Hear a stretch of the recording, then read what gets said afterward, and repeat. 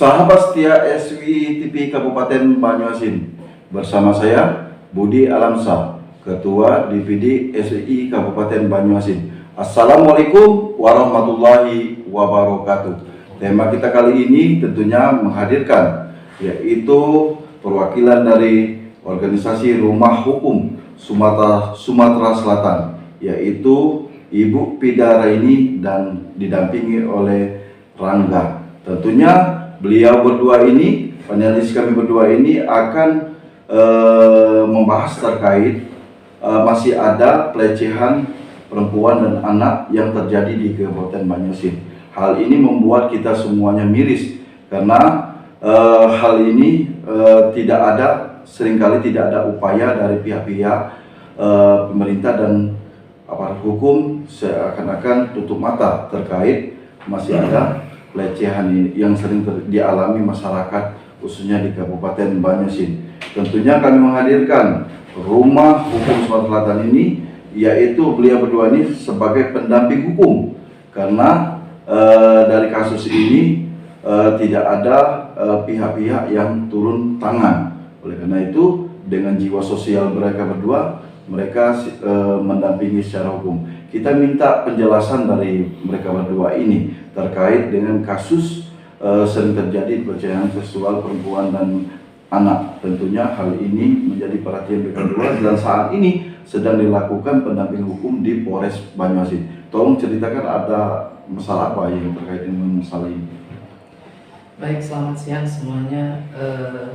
Tadi sudah diperkenalkan, kita perkenalkan ulang di sini. Selain daripada kita tergabung di Rumah Hukum Hawari, saya juga sebagai aktivis peduli perempuan dan anak berikut teman saya.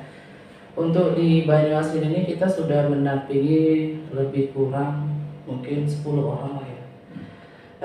Dan sejak kita mendampingi itu, seingat saya kita tidak pernah mengambil sedikit pun biaya dari klien kita.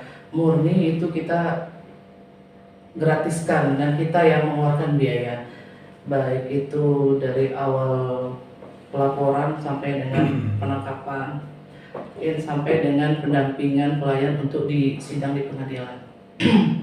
Nah, di sini yang akan saya bahas itu mengenai KPAD yang katanya ada di Banyuasin, tetapi seingat saya, sejak saya mendampingi para korban, belum pernah korban-korban saya itu tersentuh. Saya tahu persis karena setiap korban ini selalu saya ambil, dalam artian begitu mereka lapor, saya amankan rumah saya. Karena yang namanya korban seperti ini kadang-kala ya yang seperti yang dari perairan atau dari pelosok-pelosok Banyuasin yang cukup jauh itu kan mereka tidak punya tempat. Mereka tidak punya tempat untuk bermalam, yang untuk pelaporan kan nggak mungkin sekali bisa langsung. Jadi baikkan rasa percaya diri mereka itu saya tampung rumah saya dulu. Jadi saya tahu persis apa yang didapati oleh mereka dan apa yang tidak didapati oleh mereka. Dalam artian yang saya sampaikan tadi itu KPAD itu yang konon katanya ada tapi tidak ada. Seharusnya kan kalau memang KPAD itu ada di Kabupaten Banyuasin ini, yang melakukan pendampingan itu bukan kita, tapi mereka, KPAD. Dan sejauh ini kalau klien ini tidak didampingi, mereka tidak akan mendapatkan hak mereka secara sebenar-benarnya karena mereka tidak benar-benar menguasai hukum. Ini yang kita lihat dari pengalaman penulis berdua ya.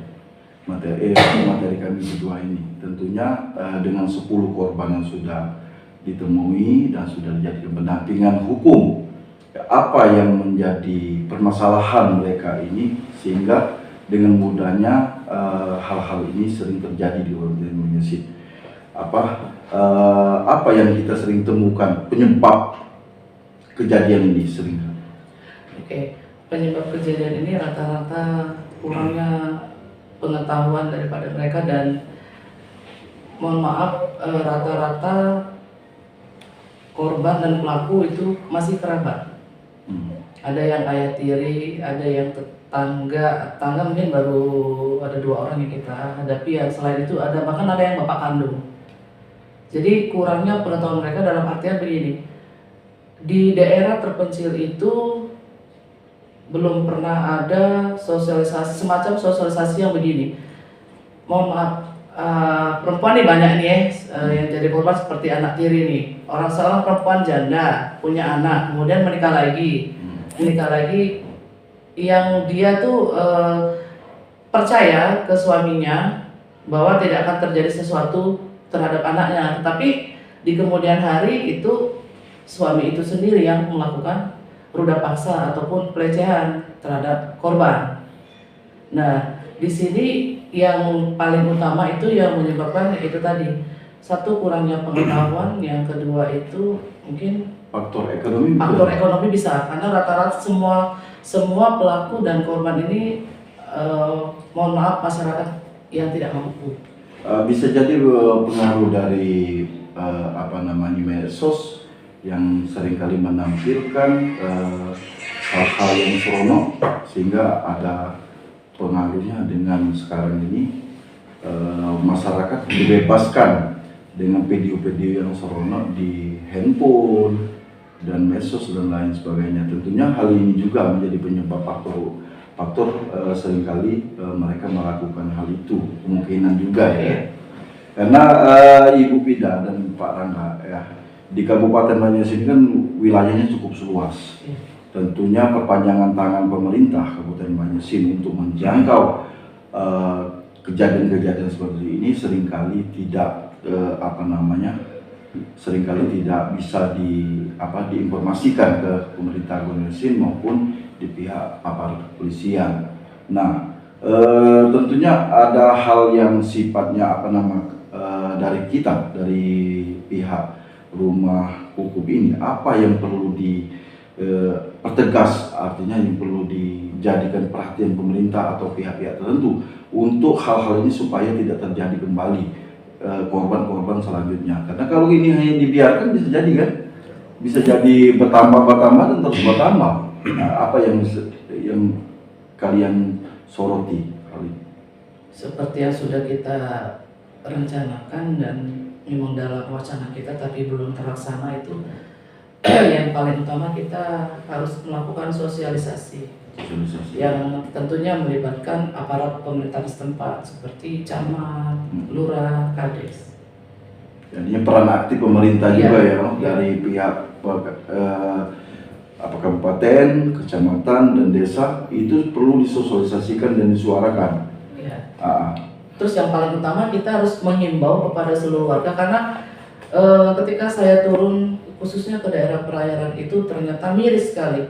Banyak sekali korban di daerah perairan itu yang hanya diselesaikan di tingkat situ saja. Kekeluargaan. Ya, kekeluargaan di desa gitu kan. Karena mereka tidak berani melapor. Karena tidak ada pendamping hukum tadi. Betul, tidak ada pendamping hukum. Sehingga kita pun dari rekan-rekan dan kita juga ada pimpinan yang cukup bijak, pimpinan kita ketika kita bilang ini kita punya klien tidak punya biaya, udah jangan diambil, kita gratiskan gitu. Kita pun menginginkan untuk secara langsung menyampaikan kepada aparat pemerintah setempat tadi, mungkin langsung di situ kita bertemu dengan warga. Jadi jika memang mendapati kendala seperti ini jangan pernah takut untuk melaporkan, dan kita mungkin akan membagikan nomor handphone kita, terus memberitahu tempat kantor kita biar mereka berani untuk melapor. Terkait rumah hukum apa namanya? Hawari tadi ya. Tentunya dengan adanya kejadian pelecehan seksual dan pelecehan anak ini, kalau dari mata kalian berdua, artinya terkesan lambat dalam penanganan kasus-kasus yang dilakukan aparat hukum ini dan termasuk pemerintah di sini. Baik, terima kasih Bu Budi. Jadi untuk penanganan perkara terkait dengan tindak kekerasan seksual terhadap anak ini, kalau dari proses hukum yang ada ya memang terkadang kita terkendala ya, karena yang namanya tindak pidana seksual itu pasti akan dilakukan di tempat yang sepi Ya, jadi kendala-kendala kita itu ada beberapa ya, seperti alat bukti, ya, saksi, Iya. ya, karena saksi otomatis tidak ada yang melihat. Iya. Baru ketahuan bahwa itu ada tindak pidana kekerasan seksual itu setelah adanya keluarga si anak korban. Nah, jadi memang disitulah kendala-kendala kita dalam penyelesaian perkara ini, sehingga agak melambat memang. Nah, itulah kita butuhkan peran dari pemerintah setempat untuk pencegahan daripada tindak pidana. Lebih utama pencegahan ya. Pencegahan baik di tingkat desa, kecamatan, ya, itu memang perlu ada sosialisasi. Ya, sosialisasi baik itu tentang akhlak ataupun tentang hukum, ya. Hukum di mana kalau untuk kekerasan terhadap anak ini sendiri kan ini leg spesialis ya. Dia undang-undang tersendiri perlindungan anak, di mana di dalamnya itu memang kalau kita ketahui mungkin agak unik ya. Kalau yang menjadi anak korbannya seperti apa, yang pelaku anaknya seperti apa, terus kalau ini korban si anak terus dilakukan oleh orang dewasa, itu seperti apa. Nah, memang kebanyakan kalau dari beberapa kasus yang kita tangani untuk saat ini itu pelakunya rata-rata orang dewasa ya. Kalau untuk faktor mungkin seperti kata Bung Budi tadi, adanya faktor media sosial ya, yang saat ini sangat gencar sekali. Itu orang bisa akses situs-situs porno atau adegan-adegan yang menampilkan pornografi, sehingga membuat seseorang itu mempunyai hasrat. Nah, mungkin kenapa dia pilihnya anak-anak, ya kan? Kalau dia pilihnya orang dewasa, mungkin dia akan ada agak kesulitan di situ. Tetapi apa? Anak-anak ini, anak-anak yang masih usianya masih di bawah, belum sampai 10 tahun, itu ada juga yang klien kita juga yang sebagai anak korbannya itu usia baru 4 tahun, sebagai korban pencabulan. Ya, itu tadi, itu dilakukan oleh tetangganya sendiri. Ya, mungkin kita sedikit sudah garis bawahi ya, bahwa beberapa hal yang terjadi masih ada yang terjadi pelecehan seksual ini, tentunya masih kurangnya perhatian dari pihak-pihak pemerintah dan sebagainya, sehingga ini membuka peluang kasus pelecehan seksual ini mengalami peningkatan jumlahnya. Nah, ini kan tentunya mestinya respon pemerintah atau pencegahan itu yang lebih penting untuk dilakukan agar hal ini tidak terjadi. Nah, yang kedua, ketika ada hal yang terjadi, tentunya masyarakat ini kan terkendala mau lapor atau tidak. Nah, mestinya hal yang seperti ini ada hal yang khusus oleh aparat kepolisian, tentunya lembaga Polri. Tidak perlu masyarakat yang melaporkan, mestinya mereka yang langsung investigasi terkait adanya kejadian-kejadian yang menyebabkan pelecehan seksual ini sering terjadi di masyarakat. Tentu ini kan mereka kan punya Kamtibmas dan lain sebagainya. Ya, butuh yang namanya keamanan masyarakat, tentu itu salah satunya faktor. Makanya ada dari Oksos kita juga. Ya, itu ada kelompok sadar keamanan dan ketertiban masyarakat. Itu juga menjadi rencana kita untuk ke depan ya. Kita bersama dengan Pokdar Kamtibmas, kebenaran pengurus daerahnya juga, ketua kita juga ya. Jadi memang kita ingin sosialisasi, edukasi ini bisa berjalan, sehingga masyarakat yang berada di wilayah-wilayah terpencil yang tadinya mereka tidak mengerti tentang hukum, tidak mengerti, dan mereka takut. Kebanyakan masyarakat itu takut berurusan dengan hukum. Karena di mindset mereka, kalau sudah berurusan dengan hukum, ini ribet panjang. Sedangkan kita dalam penegakan hukum, kita ini kan ingin mencari suatu keadilan, manfaat, dan kepastian hukum. Gitu. Apalagi korbannya itu anak-anak. Oke Pak Angga, mungkin perbincangan singkat ini tentunya kami ucapkan terima kasih hadirnya di studio SUI TV Kabupaten Banjarmasin ini. SUI TV Banjarmasin ini tentunya menjadi kehormatan bagi kami, dan apa yang Anda berdua sampaikan tentu akan menjadi perhatian bagi pihak pemerintah Kota Banjarmasin dan juga Polres Banjarmasin untuk mencegah dan menangani kasus ini, pelecehan seksual anak ini, supaya tidak terjadi kembali dan tidak menimbulkan korban-korban berikutnya. Tentunya ini menjadi harapan kita bersama untuk masa depan anak-anak dan perempuan yang akan datang. Karena kalau ini semakin tinggi jumlahnya, tentunya akan merusak moral di masyarakat. Oke, ini saja pertemuan singkat ini. Tentunya saya ucapkan terima kasih. Sebelum saya akhiri, subscribe, like, and share. Wassalamualaikum warahmatullahi wabarakatuh.